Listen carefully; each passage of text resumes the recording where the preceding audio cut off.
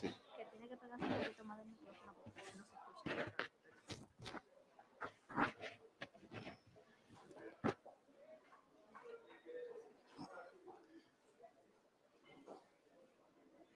Como todos tienen mascarilla, ¿verdad? El juez, para que puedan escuchar lo que va a decir, hacer más fácil la audición, por eso se está quitando la mascarilla, porque creo que no debo tener tanta mala suerte que salte un coronavirus que violente la mascarilla de usted y que venga precisamente donde mí.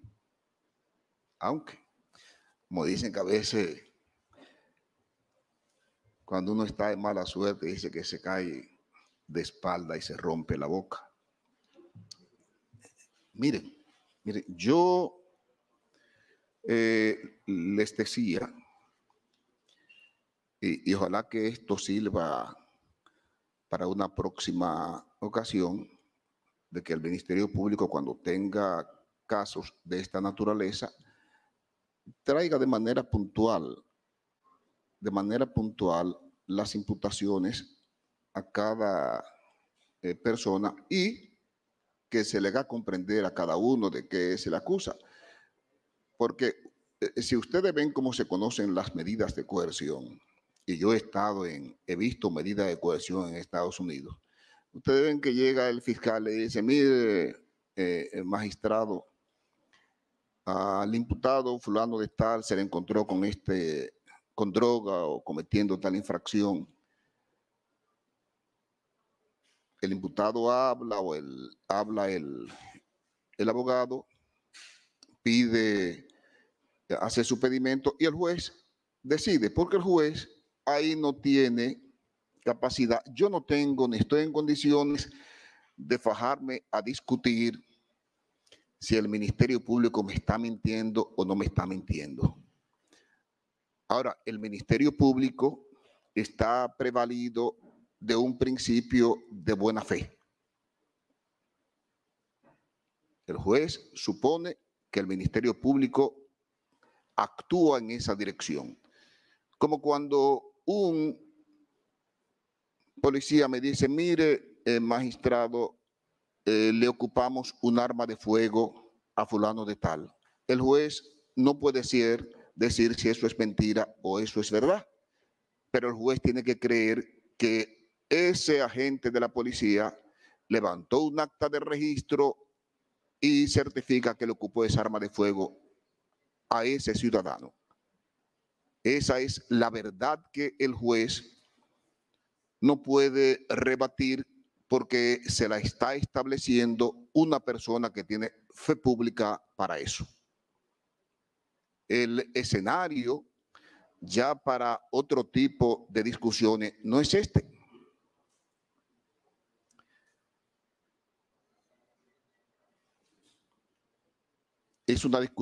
Hubo una discusión muy interesante respecto a la tipicidad. Interesante. Y la asumo como una enseñanza didáctica. Fíjese, yo voy más lejos. Yo ni siquiera digo que el lavado de activos se tipifique porque haya un delito precedente y que es una infracción autónoma. Sí, yo creo que es autónoma. Pero por desgracia, dentro de sus elementos constitutivos, tiene que tener una infracción primaria. Es autónoma, pero uno de sus elementos constitutivos es que aparezca una infracción previa. Si no apareció esa infracción previa, entonces no se tipifica porque le falta uno de los elementos constitutivos. Así es que yo veo el asunto. Y todas esas discusiones yo las entiendo interesantes. Nosotros duramos aquí, como les decía, ahora tenemos como 27 horas y me ha servido esto, no es que me sienta mal, porque me ha servido porque he podido solidificar más mi relación amistosa con ustedes. Y como les decía, he podido compartir con el doctor Minier por quien su forma campechana de exponer y de litigar me resulta llamativa. Y no hay discusiones más llamativas que esas discusiones que se dan entre el doctor Minier y la magistrada Jenny Berenice. Yo me pasaría los días escuchándolo discutir, escuchándolo litigar, porque de verdad que Santiago ha dado lumbreras, y eso hay que reconocerlo. Fíjense, en días pasados yo estaba escuchando a Pepe Mujica, una persona con una vocación humana extraordinaria. El que ve esa película de Pepe Mujica, creo que se llama 12 años en una noche. Interesantísima. Pepe Mujica llegó a ser presidente de Uruguay y aún sigue en su Volkswagen. Finalmente en estos días se retiró y él decía, cuando se retiraba, él definía, hacía una comparación entre el amor y el odio. Él decía, el amor y el odio se parecen, son comparables. ¿Por qué? Porque son dos pasiones. Son dos pasiones. El amor y el odio son dos pasiones.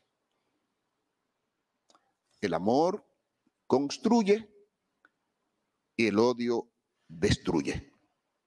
Esa es la diferencia. Son dos pasiones, pero con objetivos distintos.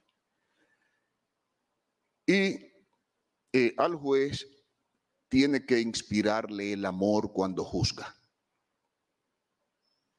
Al Ministerio Público tiene que inspirarle el amor cuando investiga. Y a la defensa técnica de los imputados tiene que inspirarle el amor cuando postulan por sus defendidos. Es decir, eso es lo que hay aquí. ¿Puede la gente alegrarse de una tragedia? Jamás en la vida.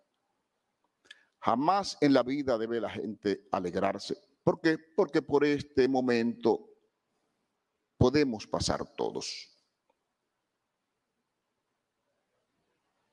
Recuerdo yo al niño que se reía del anciano y el anciano le dice, mi hijo, no te rías de mí, porque como tú te ves hoy, me vi yo ayer. Como yo me veo hoy, te verás tú mañana. Entonces, por eso nadie debe sentir alegría por esto. Algunos han querido darle una connotación política al proceso. Y yo digo que ese es el lateral de donde deben apartarlo para que no se contaminen los partidos políticos. ¿Por qué? Porque los partidos políticos son la genuina representación y sustentación de la democracia. Lo que tenemos que luchar es cada vez más por tener partidos políticos fuertes, dirigidos con la finalidad de que cumplan su función social, que es la de servir a la democracia y al país. Sí, no debemos de ninguna manera pretender debilitar a los partidos políticos como fundamento del Estado social y democrático de derecho, porque es el escenario que tenemos para exponer nuestro pensamiento, nuestras ideas y para manifestar lo que queremos. Esto yo lo veo no como un asunto político. Esto yo lo veo, y se lo digo a Alexis Medina, que tengo mucho tiempo que lo conozco,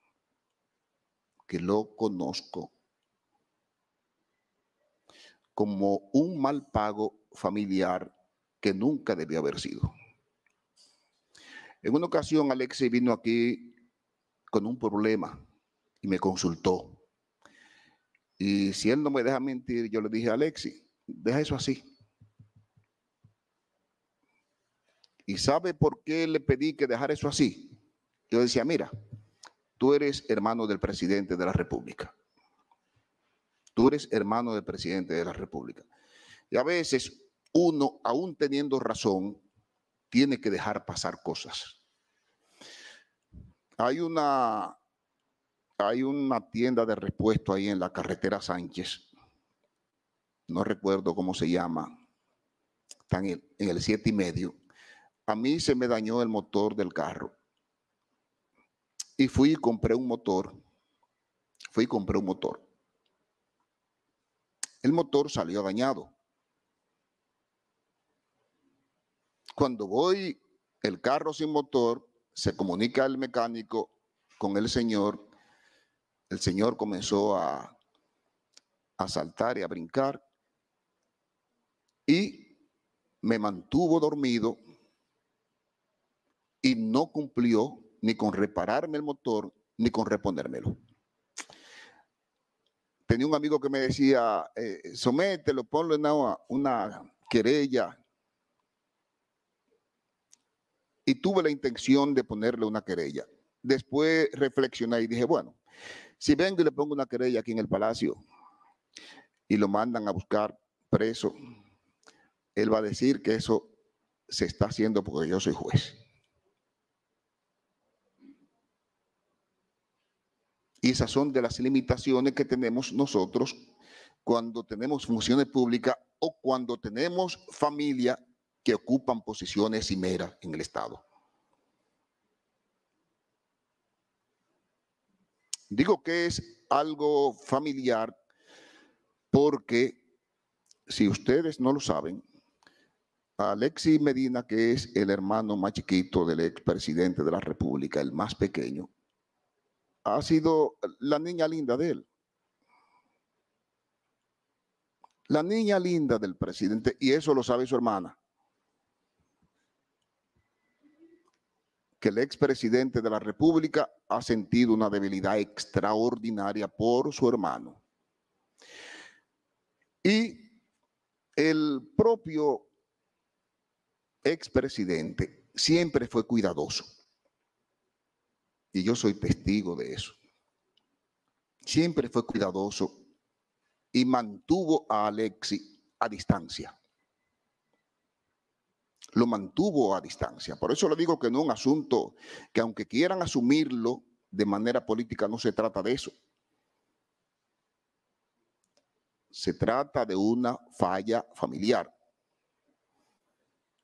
en que una persona, no sé si por inmadurez o por lo que sea, desconoció que su hermano ocupaba una posición y que eso lo obligaba a él a mantener una postura que no pudiera, diría yo, atollar al gobierno de su hermano. Pero Alexis no correspondió con las pretensiones del presidente, de su hermano. Y Alexis comenzó a hacer negocio. Y los negocios de Alexis fueron notorios. Fueron notorios. ¿Y ustedes creen que solamente es el Ministerio Público que persigue a Alexis? Y se lo voy a decir. Miren, todos esos comerciantes, empresarios, que veían que usted era favorecido por encima de ellos, que ese tráfico de influencia usted lo usaba para favorecerse, hoy celebran que usted esté ahí, para que no se pierda. Cuando yo le decía al presidente de la República, a raíz de una entrevista en el Consejo Nacional de la Magistratura, era que le decía, como señor presidente, cuídese del poder. Y se lo decía porque yo tengo mucho tiempo que aunque no participo en actividades políticas, sí observo.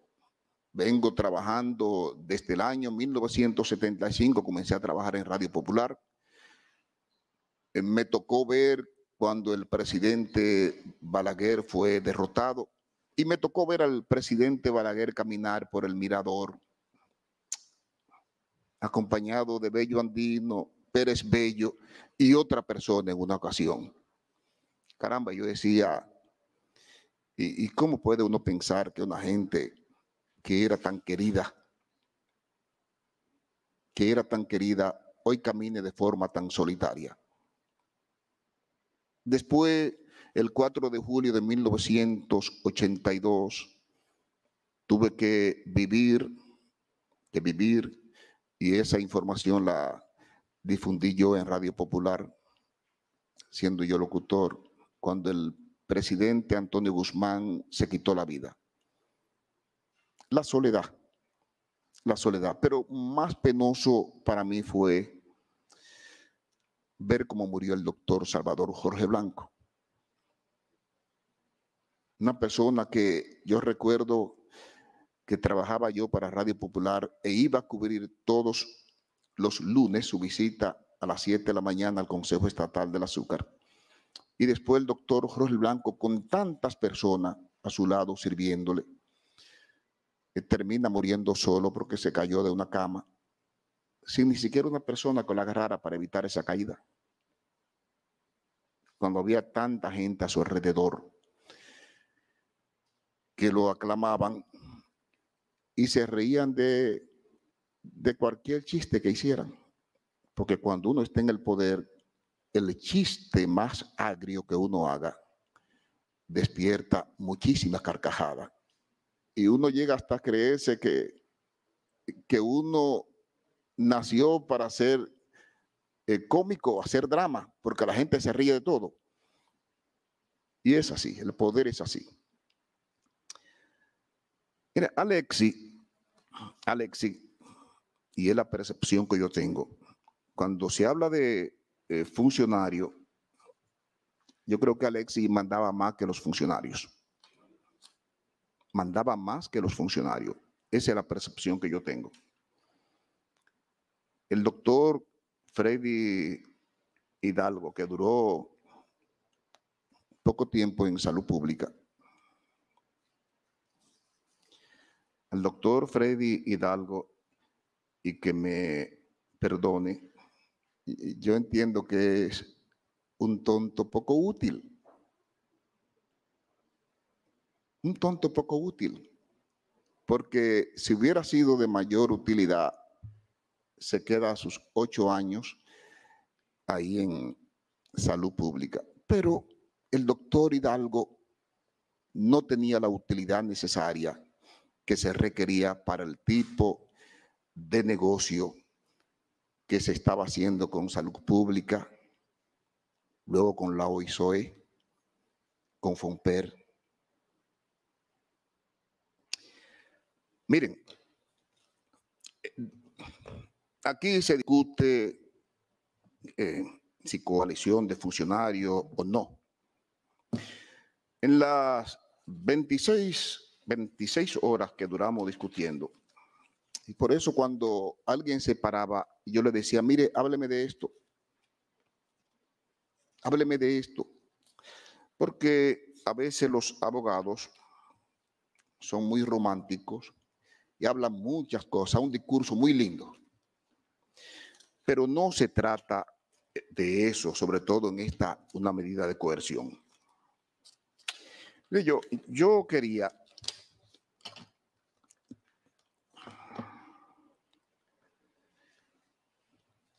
Aquí dice el Ministerio Público que hasta ahora yo debo creer eso porque esta es la verdad que yo tengo. Y entiendo que el Ministerio Público actúa en base al principio de buena fe. Dice el Ministerio Público, mediante allanamiento realizado en fecha 29 de noviembre del año 2020, aproximadamente a las 3 antes meridiano, en el apartamento número T3, 29-A, 29º nivel, Torre Malecón Center, ubicado en la avenida George Washington, sector Ciudad Universitaria, Distrito Nacional, lugar donde tiene su domicilio y residencia el imputado Juan Alexis Medina Sánchez, fueron ocupadas evidencias relativas al contrato por el monto total de $1.450.000 conforme autorización del despacho DAC-30 número 00001033 del 7 de noviembre de 2018, suscrita por el director general de la OISOE, coimputado Francisco Pagán Rodríguez, dirigida al coimputado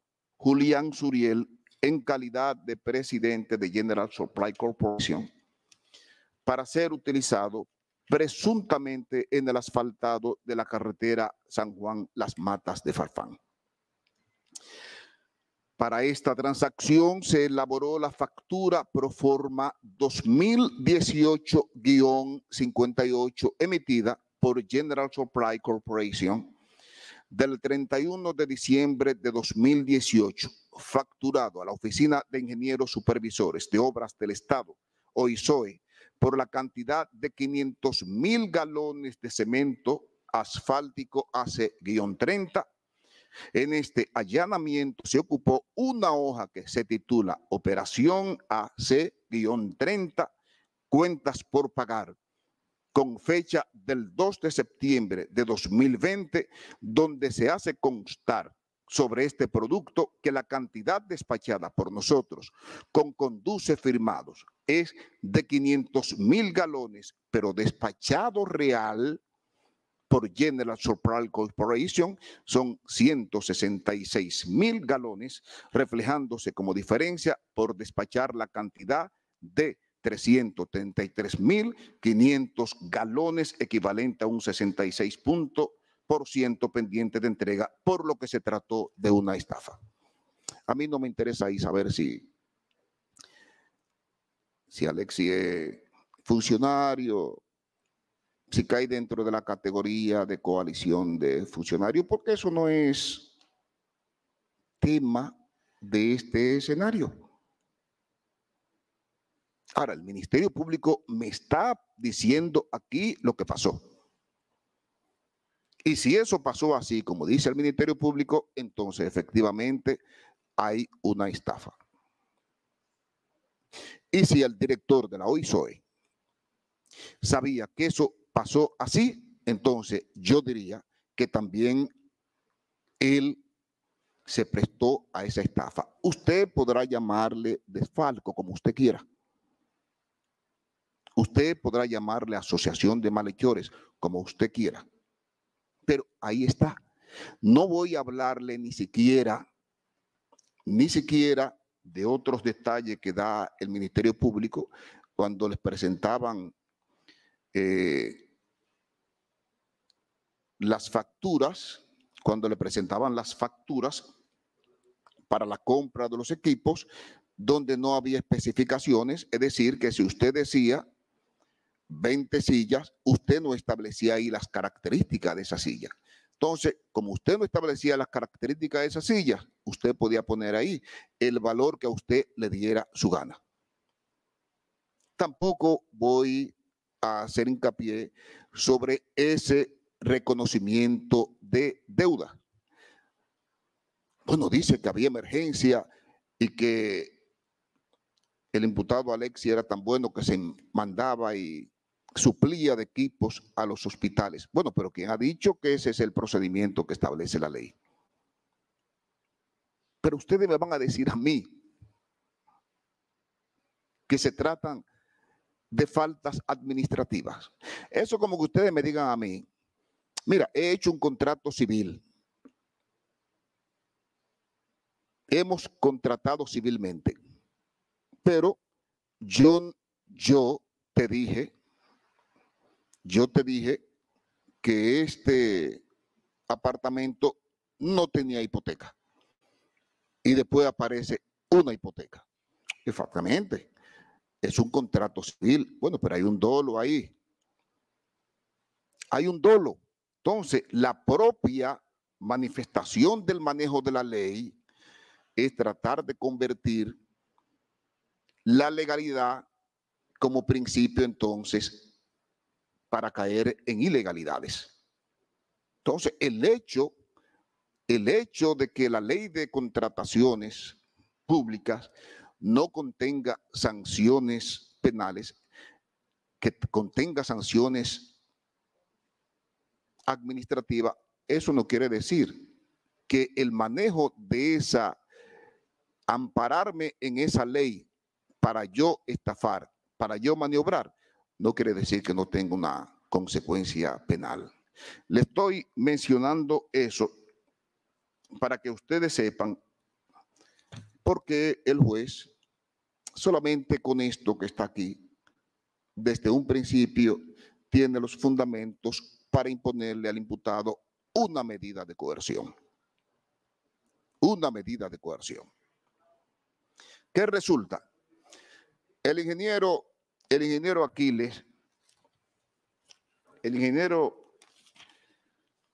Aquiles,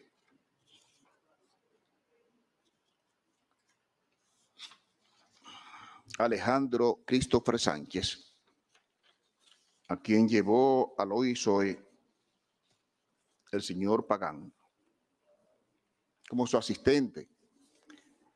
Y yo entiendo, porque uno, cuando llega a un cargo, uno trata de buscar el concurso y cooperación de la gente que son amigas de uno y que uno entiende que tienen valores y que tienen conocimientos. Fíjense lo que me dice el ingeniero Aquiles, que tenía la función de fiscalizar. Él dice que en los equipamientos de los hospitales, él no tenía que ver con que se cubicaban pagos de equipos sin haberse llevado los equipos a los hospitales. Y de eso hay informes periciales del Ministerio Público que tiene en el proceso de investigación la capacidad para valerse de esos peritos y fundamentar su investigación. El Ministerio Público dice que hizo una auditoría en esos hospitales y esos equipos que decía que habían llevado no eran ciertos, que faltaban muchos equipos y que después trataron de llevar los equipos. El ingeniero Aquiles dice que él era un agente que él simplemente firmaba, pero lo que me sorprende a mí del ingeniero Aquiles es lo efectivo y contundente que fue el ingeniero Aquiles cuando me dice todo lo que le ahorró al Estado Dominicano fiscalizando el Hospital del Cáncer o fiscalizando otras obras de Santiago de los Caballeros atribuida a una conocida empresa.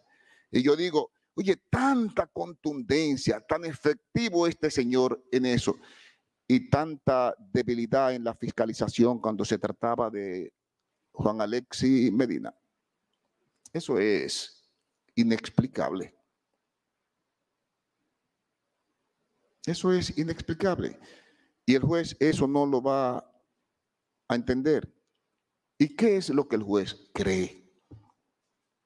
Lo que el juez cree es que el señor Pagán, fíjense que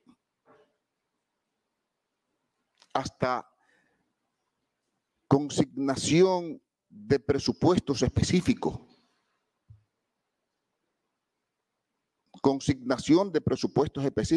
que le correspondían a otras instituciones, se le llevaron al señor Pagán porque era el más arretado de todo.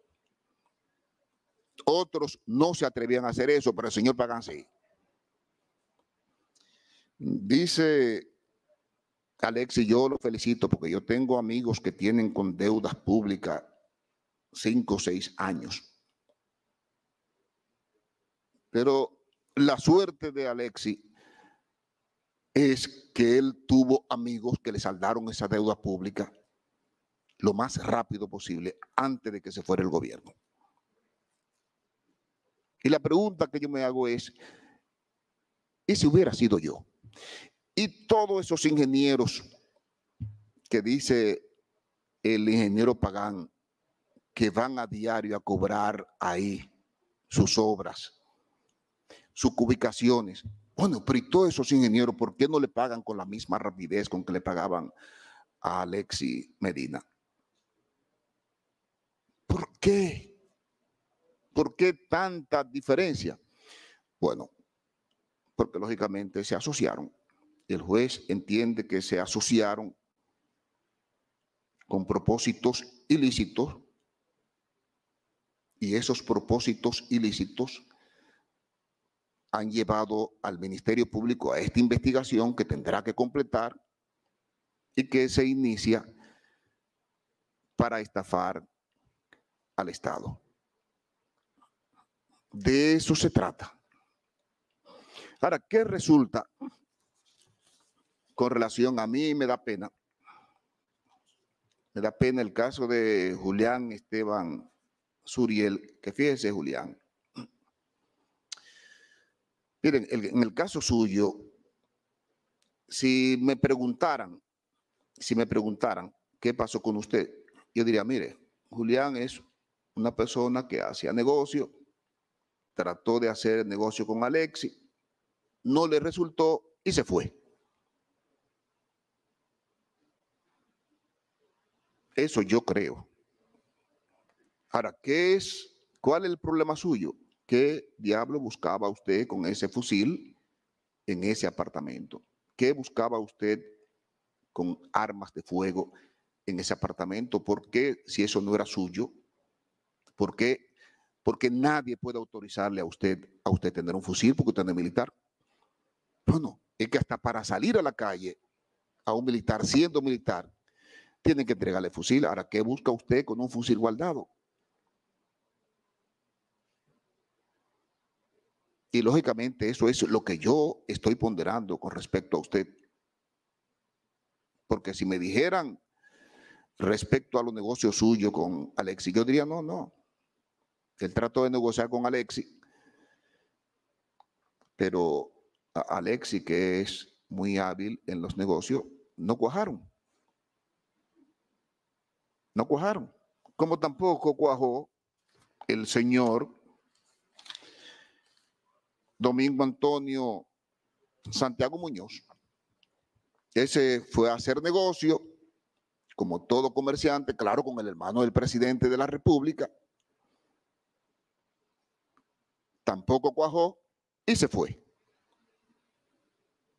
Entonces, a veces hablan de que el señor Alexis lo buscaban para venderle mercancía al gobierno. Bueno, pero ¿a quién va a buscar Mayén para venderle, sino al hermano del presidente que tiene acceso y tiene influencia en todos los estamentos? ¿A quién va a buscar el que tiene 1 millón de mascarillas? Sino al hermano del presidente que tiene acceso e influencia en todos los estamentos. Le puede vender a la policía, a todos los hospitales. Entonces, la gente, por eso le salía la mercancía más cara al Estado. Porque si yo tengo 1 millón de mascarillas, si yo pudiera vendérselo directamente al Estado podría vendérselo más barato. Pero si tengo que buscar a Alexis para que se lo venda a él al Estado, entonces ya le estoy cobrando al Estado, más Alexis le está cobrando al Estado, entonces las cosas le salían más caras.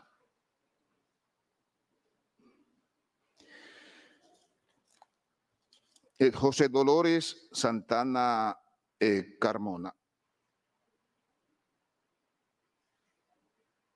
que era quien yo le decía que él no sabía que era tan rico.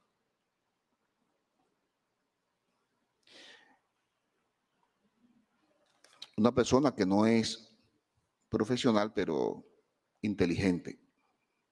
Tuvo la oportunidad de encontrarse con el presidente, con el hermano del presidente y lógicamente que él le sirvió, él le prestaba su nombre, firmaba cheque, aparecía con acciones de 50% en compañías multimillonarias, pero a resumida cuenta, quizás lo ponemos con la cabeza para abajo y los pies para arriba y lo sacudimos y posiblemente no bote un centavo del bolsillo. Porque ganaba un sueldo. De Huácar ni decirse. Huácar vivía de aquel lado, que posiblemente cuando fueron a apresarlo lo encontraron sentado en una mecedora. Pero ¿cuál es el problema de esas personas? Bueno, que lógicamente esas personas prestaban su nombre y se prestaban a todo tipo de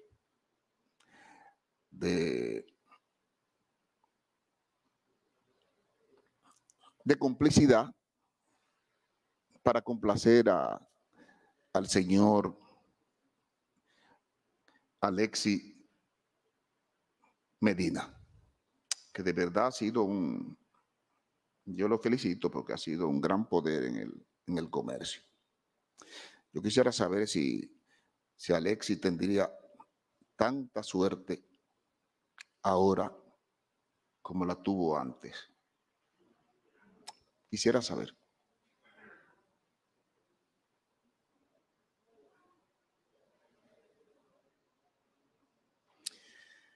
Bien.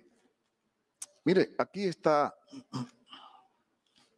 la hermana del presidente de la República, doña Magalis, y para su consumo, doña Magalis, yo le voy a decir en beneficio suyo cuál ha sido el comportamiento siempre de este juez con respecto a las mujeres. El juez ha sido siempre muy medido en el trato que le dispensa a las mujeres. ¿Por qué? Porque al sacar a una mujer de su casa, se ponen en juego muchas cosas. El hombre puede irse. Entonces, el juez siempre ha sido muy medido con relación a eso. Y se lo advierto en base a eso, para que usted sepa que el juez a usted no la va a mandar a prisión preventiva, tomando en consideración eso. Ha sido un tratamiento. Yo si ustedes ven mi historia, para yo mandar a una mujer a la cárcel, yo lo analizo mucho. Analizo mucho las infracciones, porque además es difícil que una mujer se fugue. La mujer es difícil que se fugue porque ciertamente los sentimientos las ata siempre a la familia. Para que usted sepa eso. Ahora, ¿qué quiero yo decirle a usted, doña Magalis? Y usted sabe que mire, existía un comité de compra en Fromper. Existía en Fromper un comité de compra. Claro, ese comité de compra, ¿a quién llamaba cuando había concurso? A las empresas de Alexis. ¿Y por qué lo hacían? Bueno, porque usted y el señor Fernando Rosa, que eran los responsables de eso, manejaban ese comité. ¿Y quién le va a decir que no al jefe o a la hermana del presidente de la República? Decirle que no. Bueno, el señor Hermosén, que fue nombrado por ayuda de una de las hermanas del presidente, fíjese que se negó a dar las certificaciones de unas remodelaciones de unos hospitales y él dice que a los 13 días lo quitaron, porque esa es la consecuencia. Lo quitaron. Pero otra cosa, doña Magalis, usted sabía que su hermana estaba ahí. Su hermana estaba ahí. ¿Y cómo el juez puede no pensar que lo que se le pasaba a su hermana mensualmente o las obras que se le asignaban al señor Alexis no era para que los beneficios retornaran a usted y al señor Fernando Rosa? ¿Cómo el juez puede escapar de pensar eso? De ninguna manera. De ninguna manera. Miren, el que quiera darle una connotación distinta a esto que está pasando aquí, está equivocado. Aquí lo que está pasando es una familia que traicionó la debilidad sentimental por sus hermanos que tiene el presidente de la República. Eso es lo que el juez advierte. A mí nadie me habla de que esto es político. No, no, no. Y eso debe servir de ejemplo. Debe servir de ejemplo, señores. Y no es que los presidentes no le den trabajo a su familia, porque la familia tiene derecho a trabajar. Lo imperdonable es que la familia traicione esos sentimientos que tienen los presidentes al ponerla a trabajar. Y eso es lo que ha pasado aquí. Alexis llegó donde pagan. Yo le puedo mencionar un funcionario que salió huyendo. Chanel Rosa. Chanel Rosa. Yo no voy a pagar eso. Yo no voy a caer preso. ¿Y quién asumió eso? Bueno, lo asumió Pagán, porque Pagán sí era arrestado y se benefició de eso. Se benefició de eso. Y esto es una investigación que se está abriendo. Comienza ahora la investigación. El juez necesariamente el caso tiene que declararlo complejo porque evidentemente tiene las características para que sea llevada mediante ese procedimiento en cuanto a la coalición de funcionarios, como dice el doctor Eduardo Núñez. Realmente a Alexis yo no puedo atribuirle eso. Pero resulta que a la hermana del presidente de la República, señora Magalis, y al señor Fernando Rosa, sí hay una coalición de funcionarios. Sí lo hay. El ingeniero Aquiles y el ingeniero Pagán, sí, entre ellos hay una coalición de funcionarios. El Contralor General de la República, el excontralor Hermosén, doña Magalis, Fernando Rosa, el ingeniero Pagán, el ingeniero Aquiles, sí hay una coalición de funcionarios. Cuando él dice, bueno, lógicamente que Alexis no puede ser insertado en esa línea, pero sí el juez le está estableciendo por qué la medida de coerción en contra de esos imputados.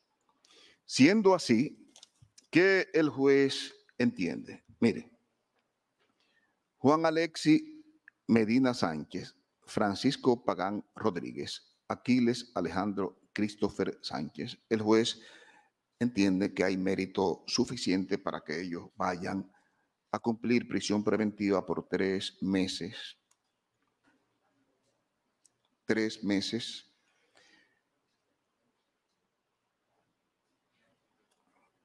Ordenando su revisión para el 1 de marzo del año 2021, disponiendo que sea el tercer juzgado de la instrucción que tenga a su cargo el control de la fase preparatoria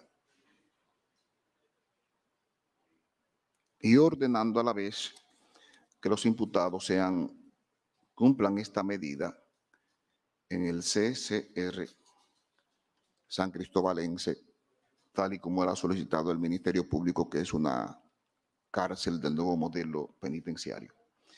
Con respecto a Julián Esteban Suriel Santos, José Dolores Santana, Carmona Huacal Bernabel Méndez Pineda, el juez también está ordenando prisión preventiva.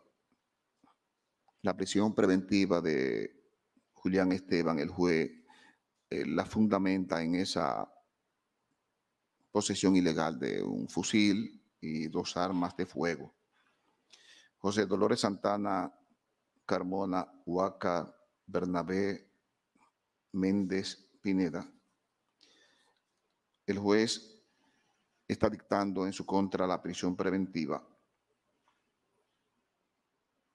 porque permanecer ellos en la calle evidentemente que puede contribuirse a que los imputados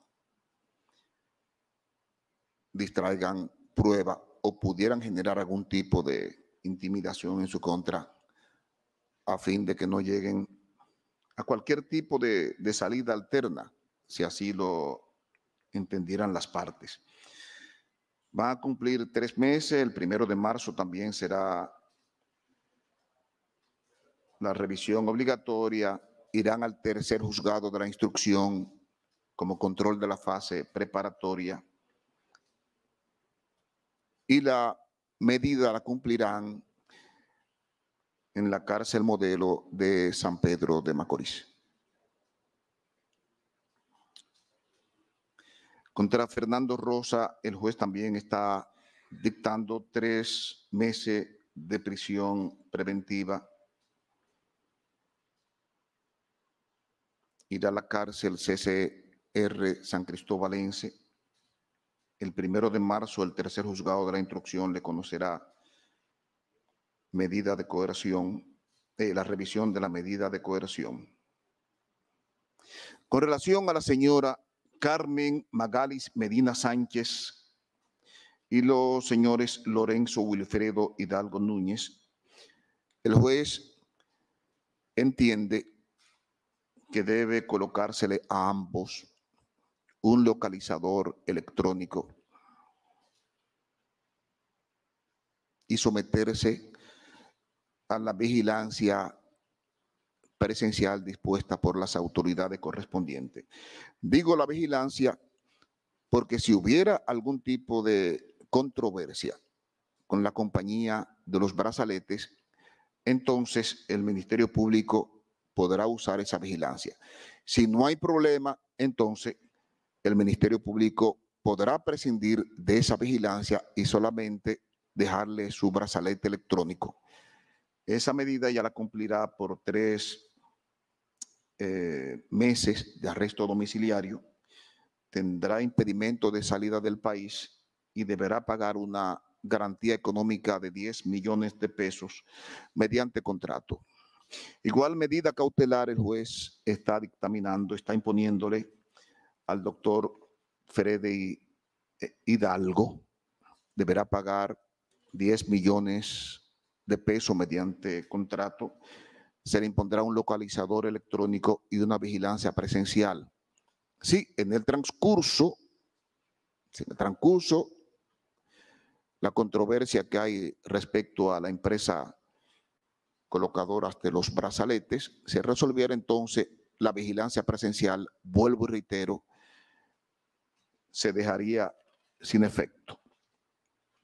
Con respecto al imputado Rafael Antonio Hermosén, que es el ex Contralor General de la República, el juez le está ordenando la colocación de un brazalete electrónico y una vigilancia presencial, reiterándole la misma decisión de que si en el transcurso se resuelve la controversia entre la compañía que coloca los brazaletes y la Procuraduría entonces se retiraría a la vigilancia.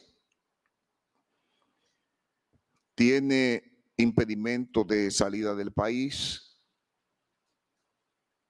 y tiene arresto domiciliario el excontralor general de la República. Con relación al señor Domingo Antonio Santiago Muñoz, el juez entiende propicio por ahí simplemente ordenar su puesta en libertad mediante la presentación periódica por ante el procurador fiscal adjunto que tiene a cargo la presente investigación. ¿Qué ha considerado el juez? Bueno, el juez ha examinado los documentos preparados por la defensa técnica de dicho imputado, ha podido corroborar, ha entendido coherente la versión del imputado Alexis Medina con la versión que él nos da y por eso ha tomado esta decisión. La decisión estriba, si hubiera habido la posibilidad de ponerlo en libertad bajo la promesa de presentarse a todos los actos del proceso, el juez hubiera ordenado su libertad pura y simple. Pero ya eso no existe. Si el juez entiende que hay algún viso que genere una investigación, tiene que imponerle una medida cautelar, aún sea sencilla, para atarlo al proceso. Ya el Ministerio Público decidirá en el transcurso de la investigación si arriba a un acuerdo con él, si presenta acusación o cualquier acto conclusivo al respecto. Quiero darles a todos las gracias por permitirme, señores, conocerle y compartir con ustedes. Que tengan una feliz noche.